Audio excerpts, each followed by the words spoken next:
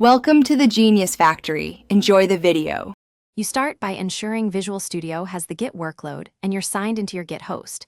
This links credentials so pushes work. Open the project you want to version, then select Add to Source Control or Clone Repository from the Start window.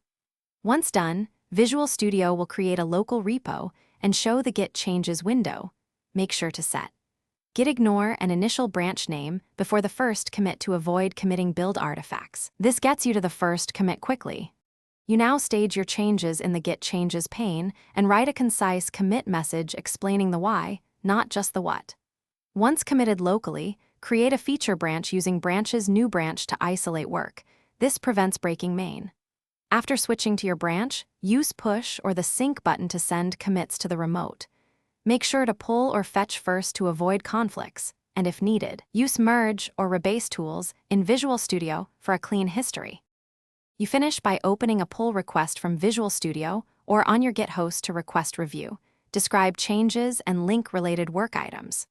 If conflicts appear, use Visual Studio's merge editor to pick changes and test locally before committing the resolution. Once continuous integration passes and reviewers approve, complete the pull request and merge into main, then pull the updated main to your local repo and delete the feature branch. If things go wrong, fetch latest remote, run a clean build, and examine Visual Studio's Git output for error details. Thanks for watching. If you found this helpful, don't forget to like and subscribe.